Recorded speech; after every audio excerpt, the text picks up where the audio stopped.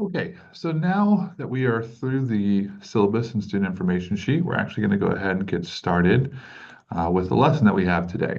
And one of the first things we're going to talk about is the metric system.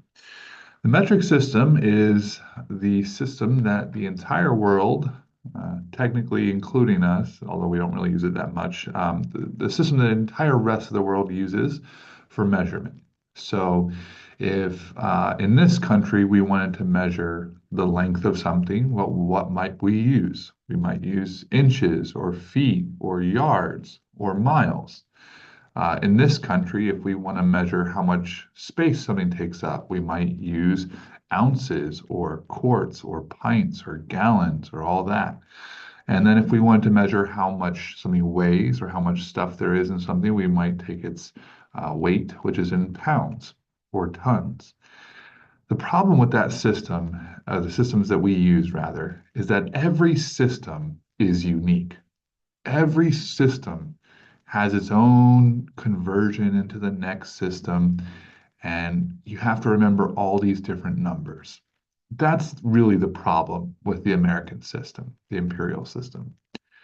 Like, for example, some of them are easy. Like, everyone usually knows that there's 12 inches in a foot, right? Well, how many feet are in a yard? Well, it's not 12, that goes down to 3 feet in a yard for whatever reason. Well, then how many yards are there in a mile? It changes drastically. Okay, so every unit has a very different conversion into the next unit. The same is true with volume, right? How many pints are in a quart? How many quarts are in a gallon? How many gallons? It's a really messy system where everything has its own conversion. But luckily, people realized how bad that system was, and they realized there was a much better system to use. And so that's why everyone collectively agreed to use the metric system, which is especially the standard throughout science. That's what we're going to be mostly focused on. So what we're going to do now is we're going to take a look at the metric system. How does it work? What are the different measurements that we're going to be using, and how are the units related to each other? So let's go ahead and take a look. All right, the metric system uses different units for the different measurements. So if I want to measure the length of something, I'm going to use the meter. You guys have usually seen those meter sticks. We usually commonly call them yardsticks, and there are differences between yardsticks and meter sticks. They're actually different lengths, but you get the idea that that kind of thing most teachers have. That's a meter stick. So we're going to be using the meter for any length. For volume, how much space something takes up, we're going to be using the liter. Now, this is a funny example where we do use liters here in the United States because if you go to the grocery store and you want to buy some soda, you're going to buy it in a 2 liter bottle or a 1 liter bottle. Why we use liters for soda and quarts and pints and gallons for milk and juice and water, that has to do with the marketing and no other reason. But it's just because you don't really know how much a liter is. And so they can kind of keep it confusing with all the stats that they have to share with you because they're doing it in liters and unfamiliar things. Anyway, I digress. The last measurement for mass, it's not really weight, it's a little bit different than that. Mass is the amount of material stuff makes up. Weight is that plus the force of gravity. So we're going to kind of keep that a little bit separate. But mass, we're going to be using the gram. So meters, liters, and grams. Little m for meters, lowercase l for liter, and lowercase g for gram. Now, what if I wanted to measure something bigger than a meter or much smaller than a meter? What about something that, bigger than a gram or much smaller than a gram? Well, in order to make the numbers really big or really small, I'm going to take the base unit and I'm going to add a prefix to it. A prefix is a set of letters that comes before a word and it modifies it. So what are the little lines on the meter stick? Well, those are actually centimeters. As soon as I put that word centi in front of the word meter, it changes its meaning. It means a much smaller unit. If I want to take my mass, I might get caught up in my feelings if I see the number in grams, because that would be really big. But I could measure my mass in kilograms. When I add kilo, that makes it a much bigger value. And so that number is going to be a lot smaller. So to make things bigger or smaller, all you have to do is add a prefix. And these are the most common prefixes that we're going to be using. Let's start on the really big side on the left. Okay, pull up my little highlighter, laser pointer thing. Okay, here we go. So on the left side, you guys are going to see the word kilo. Kilo means 1,000 of something. So a kilogram is 1,000 grams. A kilometer, kilometer, is 1,000 meters. So kilo means 1,000. One step lower than that, we have hecto. Hecto means 100 of something. Then we have deca. You've probably heard this prefix before because we use it in the word decade. How many years is a decade? It's 10 years. So deca means tens. And then we have the base units. This is where the ones live. So meters, liters, and grams. All of those are going to be in the middle. And if you're using the base unit, you don't use a prefix with it. You just use these three words. Then on the smaller side, we have deci, like a decimal is point something. So deci is 1/10 of something. Then we have centi, like centimeter, and that's 1/100th of something. And then we have the really small ones, which are milli, like milligrams is usually how we measure quantities in medicines and stuff like that. And milli means 1/1000th. So we go from 1,000 to 100 to 10 to 1 to 0.1 to 0.01 to 0.001. So this is the scale that we are going to be using. This scale does go off in both directions. There are things bigger than kilo. There are things, excuse me, things smaller than milli. But for this class, this is pretty much where we're going to keep our focus. So let's say you wanted to measure the length of a tree branch. Well, for that, you're going to use the meter because you're measuring length. And for these three things like tree branches, the length of a room, or if you unroll the ball of string, meter's probably going to be a really good unit to use because 1.5, 5, or 25, these are all easy numbers. I could add, I could subtract, I could multiply or divide by these, however I need to use them. The numbers are nice and manageable. But let's say you wanted to measure something really big or really small. Like, for example, let's say we wanted to measure the distance between your house and the school. So we could calculate how far you're traveling each week. Well, let's say you live exactly 10 miles from school. This is just a random number I'm pulling out. So if you live 10 miles from school, that is 16,093 meters. If I wanted you to calculate how far do you travel over the course of the week, you don't want to have to multiply this by a number like 8, right? To and from 4 days a week. That would be 8 trips there and back. So that would be a really, really hard math problem with really big numbers. But what I could do is before I did any math, I could change meters into a bigger unit. And what that's going to do is it's going to make my number a lot smaller and more manageable so that I could multiply it or divide it or do whatever I need to do with that number. So let's take a look at how to do that. If I want to use a really big measurement to make a big number smaller, I might use something like kilo. Okay, and what I'm going to do is I'm going to take my scale. Let me pull up a little marker here. Hold on just a moment.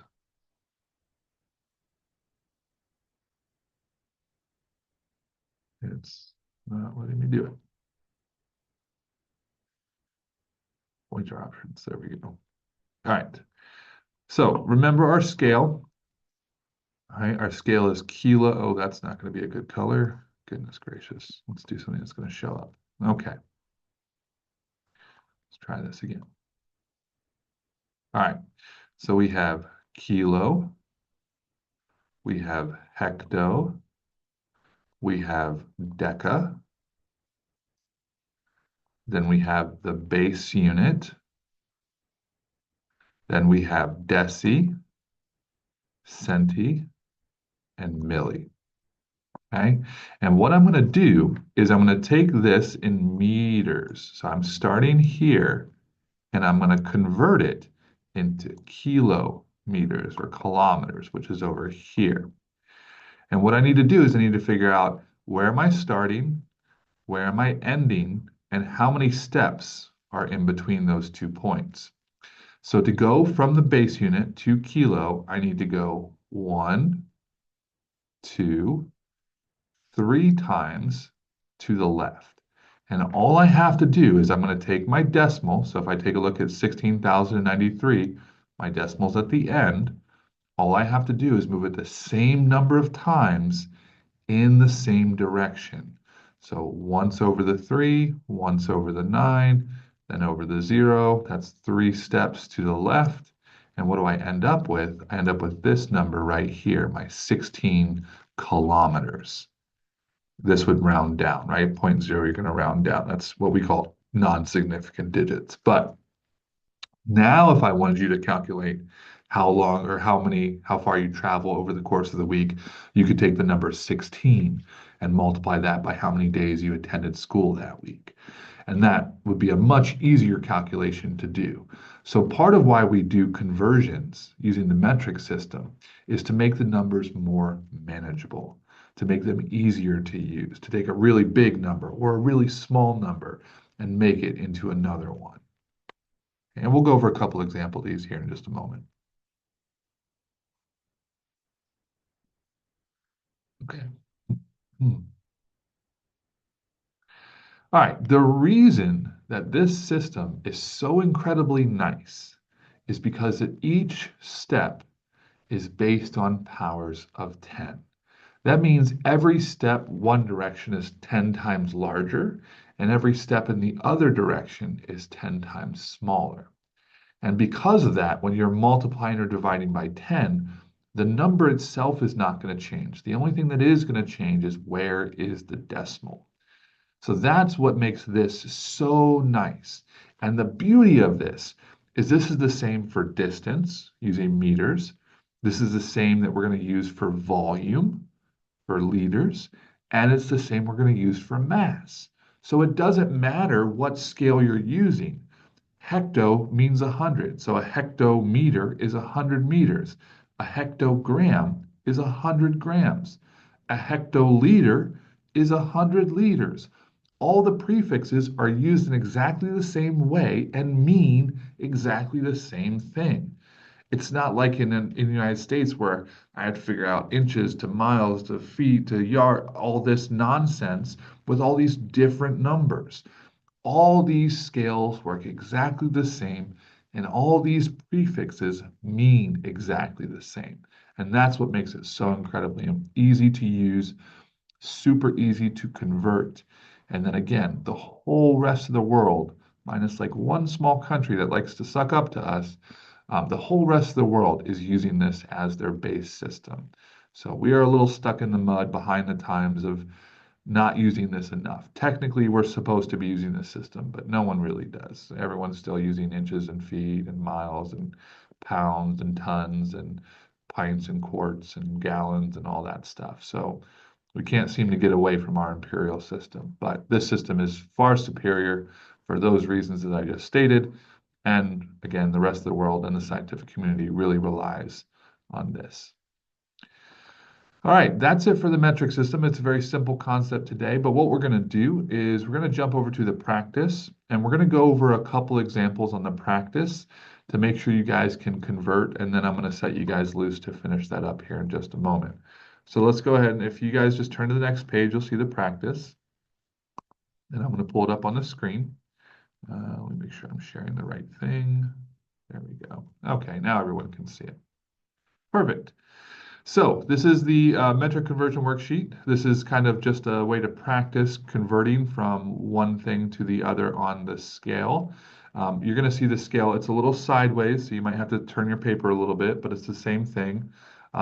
You'll see kilo, hecto, deca, then the base units, and then deci, centi, and milli on the side. So what I'm going to do is I'll probably draw that on top as well, just like we just did previously. Okay, so I've got kilo, I've got hecto, I've got deca, then I've got my base unit, then I got deci, centi, and milli. All right, we're going to go over a couple examples together. This is just practicing the skill, so it's not always going to make these numbers more manageable. It's not going to make them easier to use. This is just seeing, can we convert using the metric system scale? Okay, so this is just practicing the idea. Normally, when we do conversions in the rest of the class, it's just to make the numbers smaller and easier to use. But in this case, we're just practicing the skill today. All right, let's take a look at number one. The first thing you want to do is you want to take a look at what unit are they giving you the numbers in. Anytime you see a single letter, like this G, the single letters are always the base unit. If you see more than one letter, it's somewhere else on this scale. But if you see a single letter, you know it's the base unit. Okay? Now, what we are going to start with on this one is we have 5.712 grams. So we're starting here at the base unit, and we need to get to kilograms, which is over here. Okay, so you're going to take your pencil on your scale, and you're going to count how many steps does it take to get to kilo, and pay attention to what direction. So in order to get from the base unit, we're going to go 1, 2, 3 times to the left, and that gets us to kilo. So what we're going to do is we're going to take the decimal, we're going to move it the same number of times in the same direction.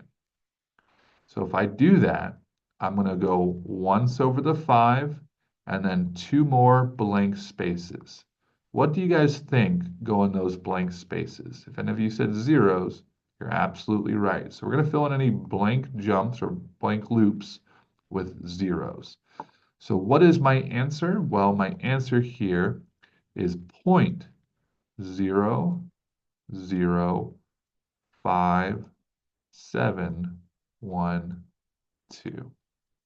Okay, 0.005712. We started at the base unit where grams were, and we needed to get to kilo, which was 1, 2, 3 steps to the left.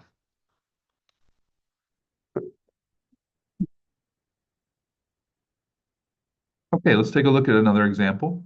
Let me erase a little bit. Okay. All right, now let's go ahead and take a look at number 2. Okay, on number 2, we have 222.7 liters, and we're going to turn that into deciliters. There's some question about how do I know if it's deci or deca? Deci is just going to be a D, and then deca is going to be DK. So if you look at this one for number 5, you can see an example of what deca looks like, DKG. So that'll be deca. Anytime you see just the single D, that means it's deci. So we're starting at liters. Now, again, I only see one letter here, so that means it's the base unit. So we're starting the base unit, and we just need to get to deci, which is 1 step to the right. So I'm going to take my decimal, I'm going to move it the same number of times in the same direction. So I'm going to take my decimal, which is in between the 2 and the 7, and I'm going to jump it once to the right, and that's the new spot where the decimal goes. So my new answer is 2,227. Okay, deciliters. Now, please, please, please do not confuse any commas with decimals. The comma is not the decimal. All right, the comma is just a way that we can separate numbers so we can see the different values. Okay, so don't move commas, only move the decimal. And if the decimal's at the end, I don't need to see it. I could have put the decimal here. That would have been fine. But if it's at the end, it just kind of disappears. All right, we're going to do one more together, and then I'm going to set you loose to finish up a couple on your own.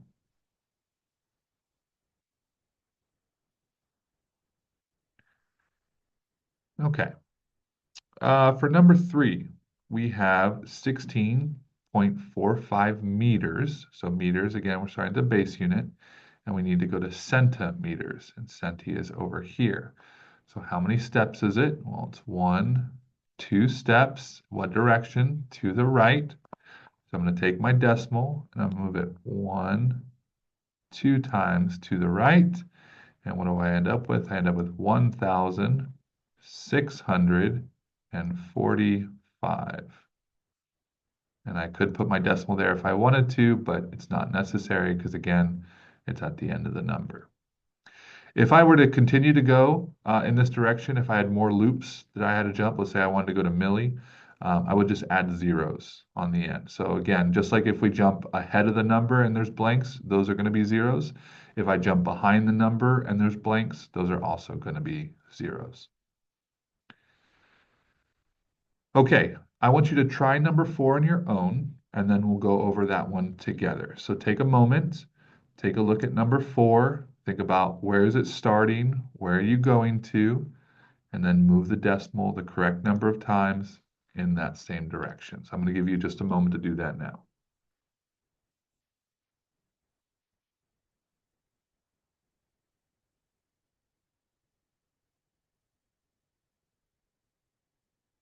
Okay, if you took a look at number 4, you saw that we're starting with grams, which is again the base unit. And it wanted us to convert that into milligrams. So where's milli? All the way up over here on the right.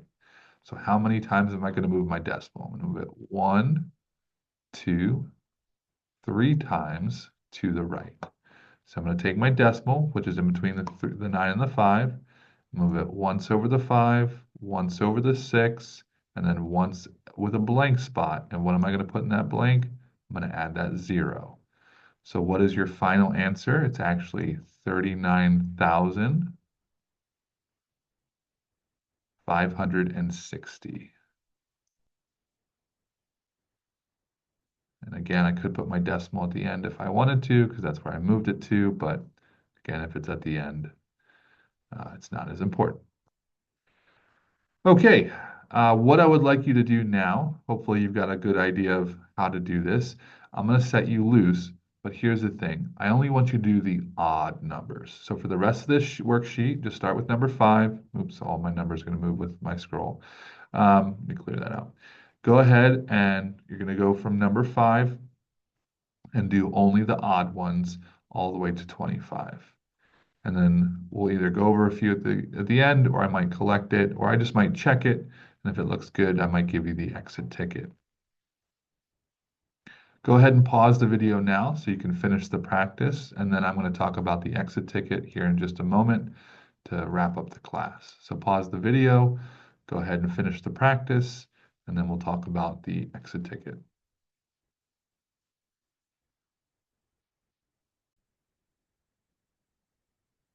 Okay, so now that you've finished up the practice for today, let's go ahead and take a look at the exit ticket. And since it's the first time we're looking at this, we're just going to kind of talk through about what the exit ticket is and how it works. Okay, this is for some reason it's a little off, but your guys's look fine, so it'll be okay. All right, this is what an exit ticket is going to look like at the end of every class where we have new information. So it's usually on Mondays, Tuesdays, and Wednesdays. There's not an exit ticket on Thursdays because we're going to be taking the quiz and there's no new information, so there won't be an exit ticket.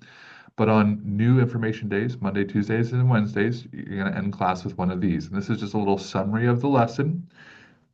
And what we're going to do is we're going to talk through the different sections, what they mean, and how to interpret this, because this is a tool for both you and I to know how well you did in class that day. All right, the top light on a stoplight is red. So this is the red section. There's going to be 3 questions here. They are the basic level information. Usually they are multiple choice, true or false, or fill in the blank, maybe circle an answer. But if you are struggling with questions in the red section, what does a red light mean? It means you need to stop. You need to stop and you need to ask for help because you missed something kind of important. Then moving on to the yellow section, that's the intermediate level questions. They might take a little bit of math, especially on the physics side. There's going to be a lot of math problems in here. So make sure when you're doing a math problem, it's very important.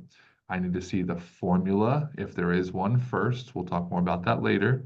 Then you're going to plug in your numbers, and then you're going to put your answer with the unit. Please, no naked numbers. That's indecent. If you say the answer is 7, I don't know what you're talking about. 7 people, 7 bananas, 7 ice cream cones. I don't know. There's no unit on there. There's no way for me to tell what you're talking about. So formula, work, and then a unit.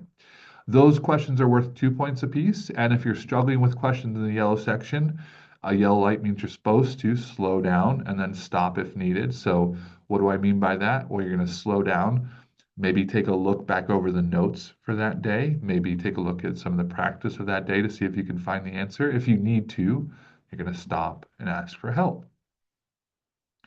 That brings us to the green level question. The green level question is usually a multiple part question, or I'm looking for multiple things in your answer. So please make sure you answer these to the fullest. If you write one word in this final box, it's never going to be enough. Hear me again. One word or one little phrase is never going to be enough to answer that whole question. So make sure you give some thought to these questions. Answer all the parts if there are multiple parts, or if it asks you to list multiple things there, okay? And then what is green? Green means you're good to go. So once you get all this done with no blanks, because this is not a quiz, you can use your notes, you can use your practice, you can ask for help if you need to. So I don't want any blanks on this. Once you're all the way done with it, you're going to turn it in to me, and then I will grade these and get them back to you the next class, okay? They are out of 10 points, so 3 points from the top section, 4 points from the middle, and 3 points from this final question. So if you miss one, you still get an A. It's a 90 out of, or 9 out of 10, 90%. If you miss two, that's a B. If you miss three, that's a C. And these are a good way for both you and I to know how well you did that lesson, because these are very focused on what did I teach that day and did you pick up that skill. If there are any questions about these, feel free to ask, but once it's turned in, as long as it's close enough to the end of class time, I will dismiss you. Usually this one's before lunch, so as long as it's pretty close to 12 o'clock, I'll say go ahead and head out for the day. If you have any questions or concerns, please reach out and feel free to ask. And I hope you enjoyed class today, and I will see you tomorrow. Thank you.